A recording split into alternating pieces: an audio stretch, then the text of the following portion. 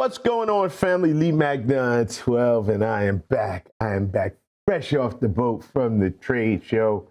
And when I tell you a time was had, a time was had. Ooh, child, a time was had. We had a great time. Listen, my very first interview, you knew who it had to be with my sponsor from Dunbarton Tobacco and Trust, Steve. And shout out to Edgar, Chris Duque, Cindy Saka, Anna Jose, David Lafferty, as well as the man himself, Steve Saka. So sit back, because you know Steve can talk, and he don't mind talking. I don't remember what we talked about, but you're going to see. So hang on. Dunbarton Tobacco and Trust, PCA 2026. Here we go. Peace.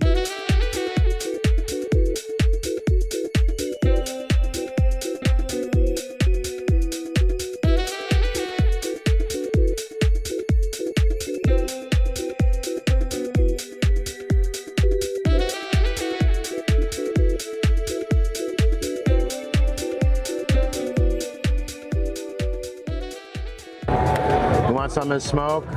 Yeah, why not? What do you feel? I don't know. It's your choice. Whatever's on the desk. Whatever's on the desk, you can smoke one. I would have to break through one of those Culebras, but Right. Well, there's a Culebra for you to take with you. oh, I appreciate it. So there you go. That's easy. That's easy. All right. Oh man. Smoke one of these Sobremesas. That'll work. There you Thank go. you, sir. Hey, you know, the last time I saw you, one of those times, I ended up with a lighter. I said, Steve, you got a lighter? You go, I got this cheap-ass lighter. It don't really work, but here, you can have it. Still working? Hell no. There you go. What do you expect for free? I know, it's free. And you said it was cheap when I got it, you know? So how you been, man? You good? I'm tired. Yeah, me too. I'm real tired. I'm trying to leave. Really? Yeah, I'm moving to Jacksonville. I like Jacksonville. I do too. Yeah. But it's been a long journey, you know. Yeah. It's a lot of work. Yeah, I hear you. So, look at this cutter. The Dunbarton Tobacco and Trust cutter. Too expensive for you, but very nice. Yeah, Mine I'm looks very nice. only going to charge you $3. Use it. You know, when I came to the show, I had the cutter out there, and I was like, "There's no way this is leaving my garage, because with my luck, I'll lose it." You know. Well, we'd be happy to sell you another one. I know you would. That's okay. You know, it's funny. We sell the cutter still, but we don't really promote them. We're not in the cutter business, right? Right. So I mean, anybody that wants one, they can talk to the retailer. We can get them one. Right. We don't really make money on them because they cost so much to make. Right. We literally charge about $25 over our cost to manufacture, and that just handles. I'm on the video here, so say hi to the folks. Right. Say hey. Say hey. Hey everybody, this is my dear friend Steve. He's the best in the business. Too kind. Appreciate the lies. Come to Germany. It's back. So it's like I use one of the times that we talked, right? We talked about accessories, like we're not in. Yeah, it's not our business. Yeah. But in talking about the pricing of it, right? Yeah. But then, I got my here. Look, we got cappuccino, whatever the hell this shit is. That's the world's smallest cup of cappuccino. Yeah. It's espresso, but that's okay. Espresso, my bad. Yeah, come on. We were talking about the pricing of the accessories, right? Yeah. And so you were telling me how it's priced. So yeah, because most accessories, they want to charge, they want to make a 4 to 5x multiplier of their actual FOB cost, and you can do that when you're getting something made in China that costs $3.12. Right. But when you're making this handmade finished cutter in America, that you're like, if we price the cutter the way most accessories are priced, the cutters would retail for about $1,300. Yeah. That's what they would retail for. So oddly enough, I got no quibble with someone saying that it's too much money. But for $400, But the truth is, actually, it's really kind of a steal compared to what it costs to make, given the way they price all that crap. So I had somebody reach out to me with one of these big expensive humidors, right? Thousands of dollars. So I took that thing there. I go, well, based on what Steve said, this thing probably only costs you about $300, $400. That's probably about right. Yeah. So I said, I'll take it because they wanted me to ship it back. And I go, I'm not shipping it back. If you ship it over here, I'm going to keep it. But I'll pay you according to that price. Oh. They were like, okay. See? Yeah. So it must have been about right. Yeah, about right, yeah. Exactly. Anyway, we are here to talk about cigars. I am smoking. What the hell am I smoking this morning? It's Sobremesa Tapa Negra. Tapa Negra. It's got two different color. Yeah, two different wrappers. So essentially, it's the base blend. It's the same cigar as Brûlée. And Which is one of my favorites. But all we've done is on the head add a swath of a really heavy sun-grown Nicaraguan Cuban seed wrapper. And look, it's a project I did with my friends at Hoya on Cabanetta. Right. But that was based on their Connecticut blend. Right. And it was a project that I had done even back like in 2011-ish. Right. When I was at JR. We had a brand called La Excepción Tapa Negra that we had done a limited a batch of. Right. And it's a pretty simple concept. You take a cigar that's a relatively mild cigar that's easy to smoke, no bite, no pepper kind of thing, something that's really smooth. But by adding that swath of that really much more robust wrapper, you have the contact with your oral membranes so you get the taste and the flavor of the heavy, fuller bodied wrapper coming in contact with your palate. So you get more richness, you get more flavor taste wise, but it doesn't change the octane level of the cigar. So the cigar itself remains a very cool, easy, smoking experience, but yet it gives you more richness. And the other thing too is with most Connecticut shades, you notice how when you smoke Connecticut shades, they almost always turn bitter, right? In the end. Yeah. Well, in this case, it won't turn bitter in the end, but what it will turn is if you smoke into that wrapper, it's going to become really, really strong. It's going to be a bit of a culture shock for the guy. So, but if you really want to finish on like a real bang, you can. You can smoke through it. I don't know that most people will. Yeah. So you're just by having that dark wrapper in your mouth, it changes. That's what you're saying. Yeah. Well, just think about it when you chew on a broadleaf cigar versus when you just chew on a Connecticut shade before you light it up. You can tell the flavor difference, right? So basically, it's just sheerly from the combination of your saliva mixing with your taste buds. It just adds a little bit more depth, a little bit more richness, a little bit more bold flavor, but without actually making the cigar stronger to smoke. Yeah. So I mean, it's morning time. I'm tired of shit, man. New Orleans, we're on day one of the show, and you're like, I'm tired of shit. Oh, I'm tired. You got 2 more days to bang through. I didn't want to get up this morning. I'm like, I don't want to do it, but I got to. I'm drinking espresso. So what are you down on Bourbon Street collecting beads? Is that what you're doing? We went over to the warehouse about whatever time it was. And about 7:30, I was like, all right, time to go. I didn't sleep good the night before. So, if you don't mind me asking, how old are you?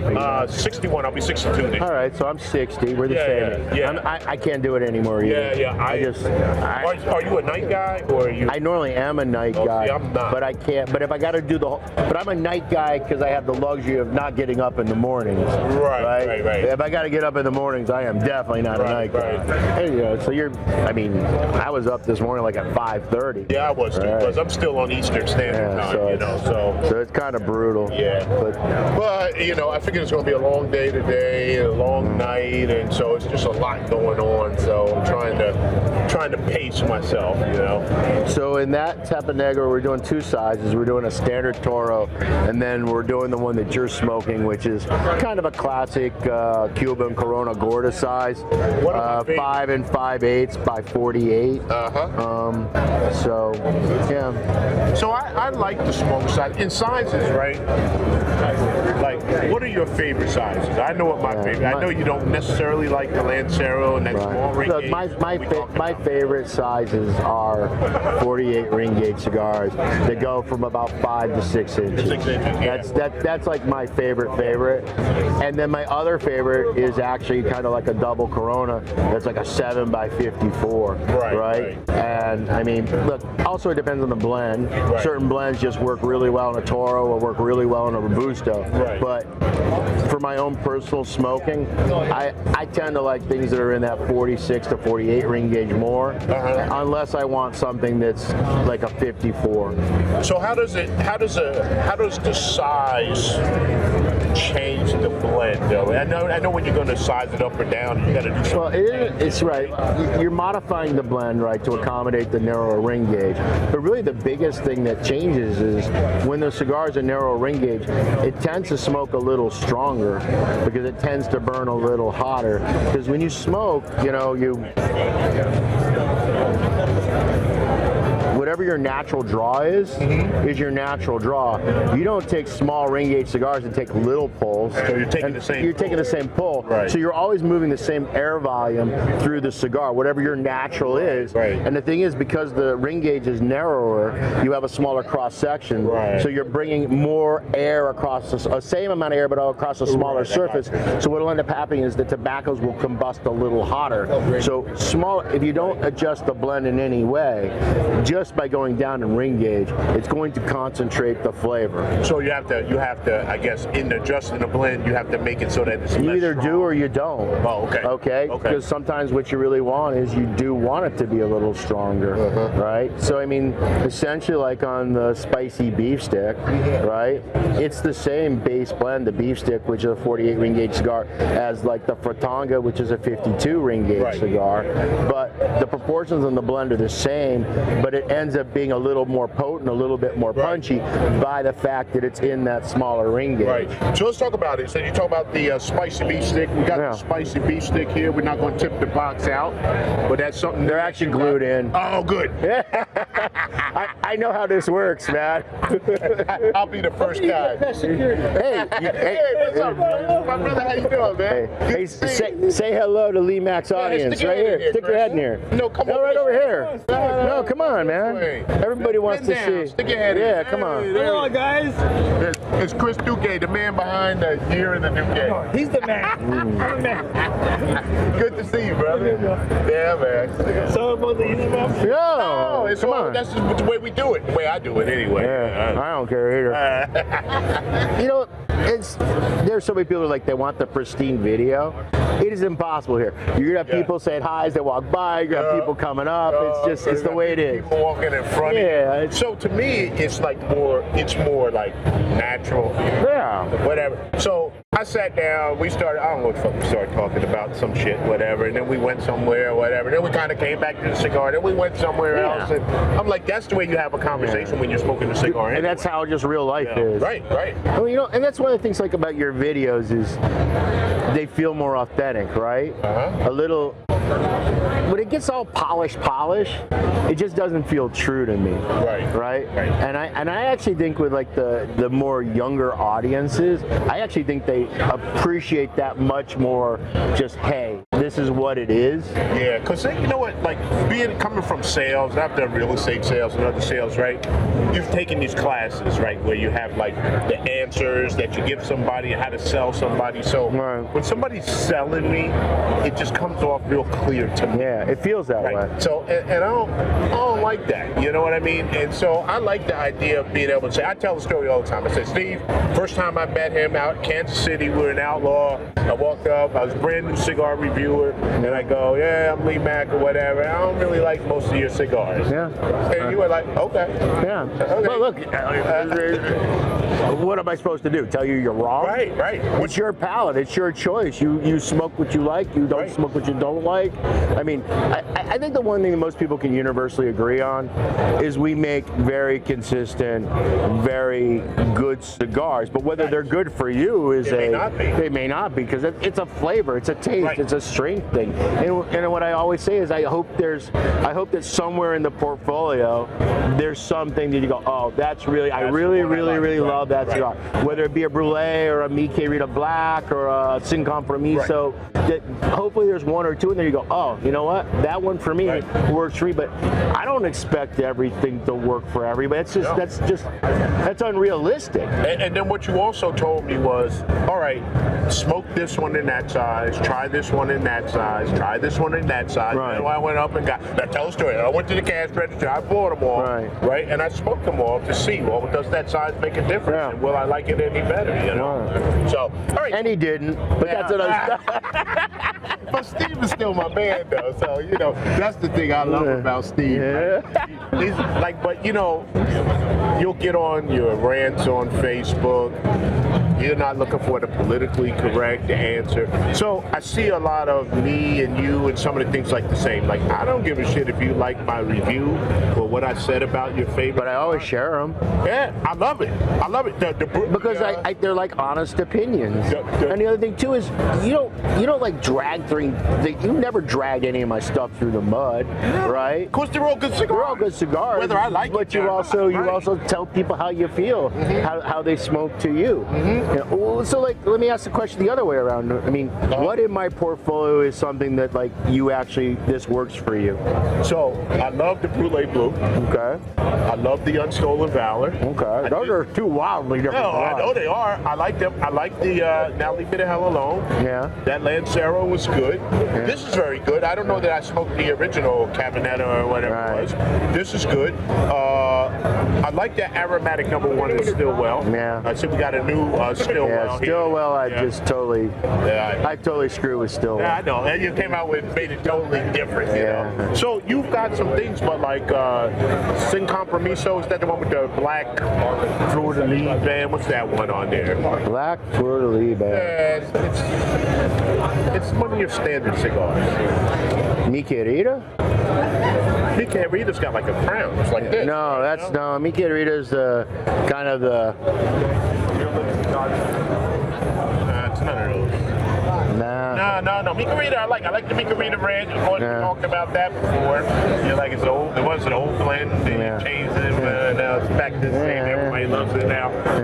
So if you're looking to pin me down and say, all right, this is a cigar I'm going to make that LeeMack is going to like, hard to do. Like you said, just you saying Unstolen Valor and Brulee. Yeah, that doesn't put you in a box. No. Where some customers, they are like, literally like, oh, I really love Tricky Traca. And if you like Tricky Traca, I know you're going to really like Mi Querida Black. I know you're going to like Mi Querida Blue. Yeah. It's really just a question of which of the three variations you like the best, right? Right. So for me, it's like with your stuff, I like the consistency. I like the fact that you're always willing to take a chance, even if it's not something that you would smoke on a daily basis. You go, this is what the customer wants. I'm going to do my best to make the best cigar. Look, I'm cheap, so I'm trying to make a cigar in every genre, so that way I don't have to buy anybody else's cigars, right? I mean, so by me having the Brulee, that gives me something soft and easy that I want. When I want something that's going to give me that thing, it's going to be a Tricky Traca. You know, like I've been smoking a lot of these new Stillwell. Yeah, I got one yesterday. I got to try that one. Yeah, I mean they're totally revamped the whole blend, everything. Right. You know, and we color coded it now. The bands are simpler, so you can tell the blend by just instantly looking at it. You know, make it easier. But we made a whole new version of English. Okay. Now, first off, the entire line is now sweet tipped. Right. Okay. But I made a whole new sweet tip recipe. Right. That's brand spanking new, that nobody's ever used before. Because I wanted to try to get that. I wanted to get rid of the synthetic twang. That's what I wanted to ask you about. Because that's what I hate about most sweet tips. All right, I'm probably gonna get shot for this, but I'm just gonna. Sweet tips are made with saccharin. Yeah. They use saccharin. And it tastes like And the reason why they use saccharin is you can't actually use real sugar because real sugar actually will ultimately end up, it'll end up going sour. It'll decompose. It'll rot. Right? So you can't actually use real sugar. Right. So almost there's a couple exceptions out there, but the absolute vast majority of sweet tip cigars are actually made with saccharin. And it gives you a little bit of this like synthetic kind of twang. Right. So I wanted to on the new Stillwells, I wanted to start from scratch. Okay. I didn't want to use any saccharin at all. Right. I wanted to go to something that was much more organic. Right. I don't even want to disclose what I'm doing yet. No, I don't want you to do that. Yeah. it's actually pretty and dope. it's also it's like new Judge Meta ruling compliant, which is really kind of freaky. Okay. Yeah. But anyways, but yeah, totally revamped Stillwell. We kept the aromatic #1. It's the one that has the same color blend. But even that one, I adjusted the pipe filter blend a little bit. We have more of it in there, so you get more of the aromatic, a little bit bigger room note on it. Obviously revamped the sweet tip. I slightly adjusted the black filler recipe on the cigar component to let the pipe tobacco be a little bit more present in the experience. The Claro one, the light colored one that now has a light blue band on it. It's kind of a combination between the Holiday 23 and Holiday 24. And the holiday ones have always been very good to me. The holidays, and those were really popular. And then the English is the one that got the most work. The pipe blend in the English has been totally reworked. It's less Latakia, toned down the burley, made it a softer, easier English, and then paired with the sweet tip. It's the one I'm really curious how people are going to feel about it. Because I really like that one. That's actually what I'm smoking now. Of my own free will. So and I did like the Con Alam that you did for my friends over here in Harrisburg. That's a pretty cool cigar. Yeah, it is, and it's a small size, so it's definitely giving you the kick, but I like it, you know. So so you can't pin me down when it comes to cigars. One thing I've always asked, I go, now your cigars are always, you don't sell like budget cigars, except for my favorite, which I like the Umbagog. Yeah, but even Umbagog aren't really budget. Not anymore. I mean, it's not gonna compete with what you can get on, like a CBIT or an auction site. You know, hey, you're gonna get 30 cigars for $20 kind of stuff. You know, but I mean, yeah, for us, they end up normally working out somewhere between $8 and $10 in a non-tax day. And that's not bad. And the bronze back, I love that more than the original. That was like a fantastic cigar. That was a good cigar. Do you prefer the original bronze back format, the Corona Gorda, or did you like the Robusto better? I like the Corona Gorda. Yeah, me too. Yeah, I like the smaller ring. But guess what? The Robusto, well, it sells great. But the Robusto sells more because there's way more Robusto Toro smokers than there are, the original bronze back size smoker. Okay, so let's talk about the Culebra. Yeah. We got the Culebra over here. That's something else that's new that's coming out from Culebra from Dunbarton Tobacco and Trust, correct? There you go. Yeah? You do the Vanna White. Hey, I didn't do my fingers this morning, so I've actually never smoked the Culebra. I've got one now. I always look at them. Oh, it's stupid as hell. And I was like, so like you said, it's a novelty cigar. You said the other day, when you were smoking it, you go, you're either gonna, smoke it with 3 friends, or you take it apart and you smoke all 3 of them yourself. It is a novelty cigar. What's in the history of it? Why would they do that? So there's two competing stories. The first story is that the factory. See, I can't even get the stories right.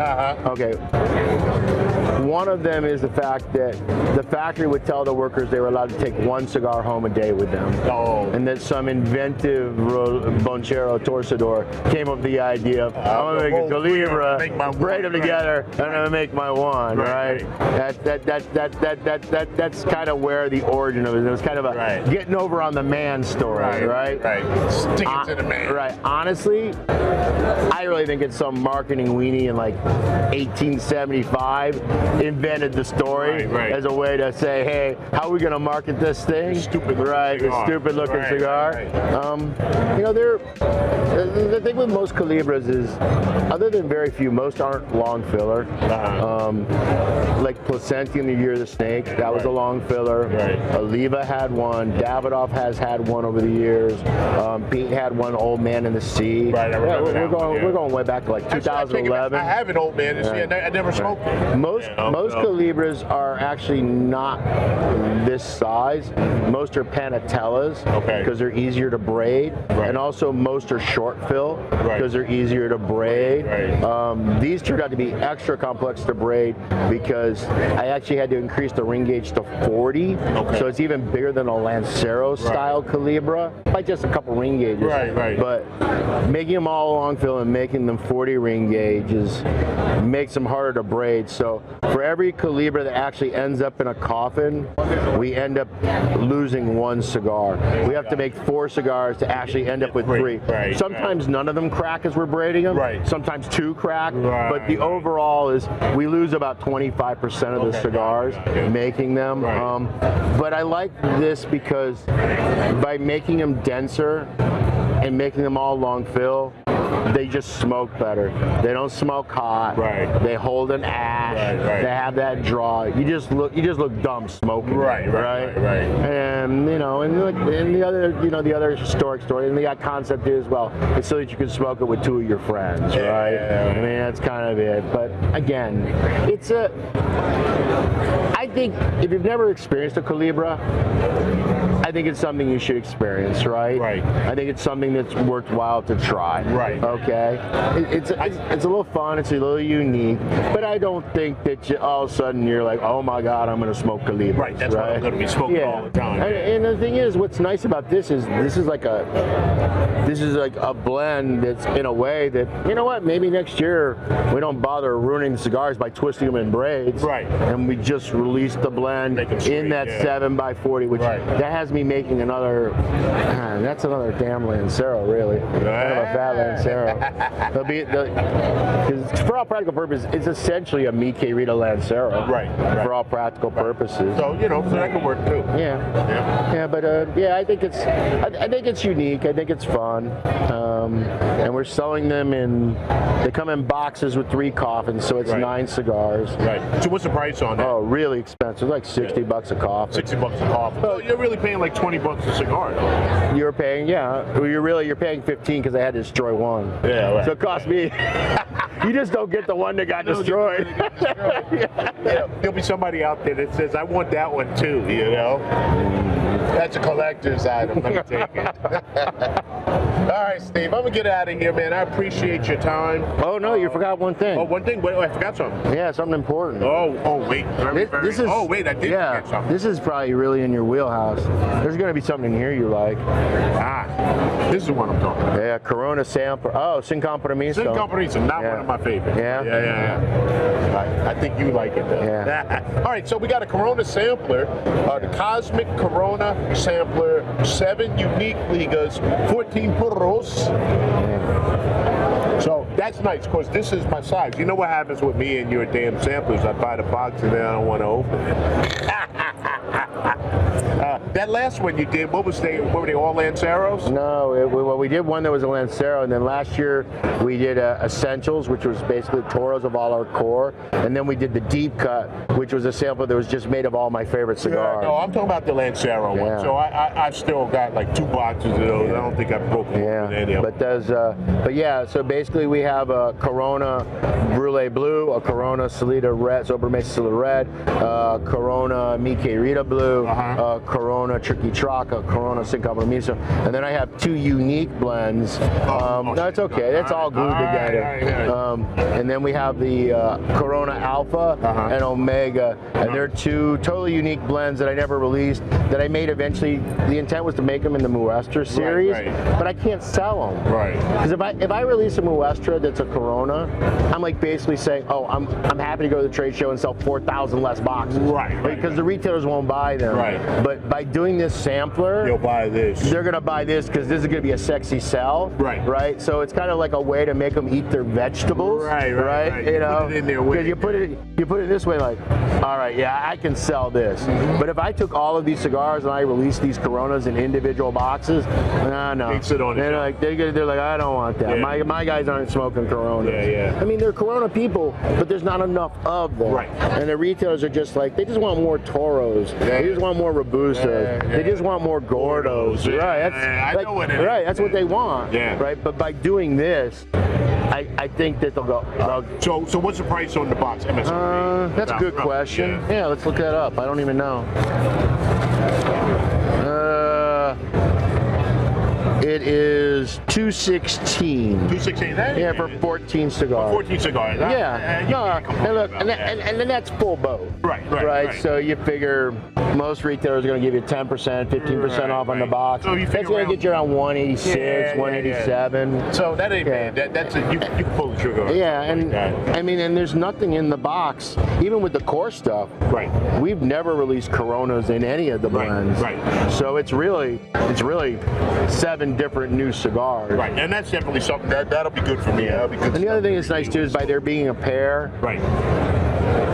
It lets you smoke one with having a backup one to come back to. Right. Yeah, so it's I like it. yeah, I like it too. That's good. And also it's pretty. Yeah, it is. Yeah. Hey, well, Steve, man, I appreciate you, man. More than you know, you're like one of my favorite cigar dudes. You're probably thank like you, man. top guy. I appreciate your support every year at the channel. In fact, it's because of you that I'm here, right? Because I don't have sponsorship and all this other shit, so I got to. I don't give you that much money. Yeah, but I save it up to come to the trade show. Really? Seriously, yeah.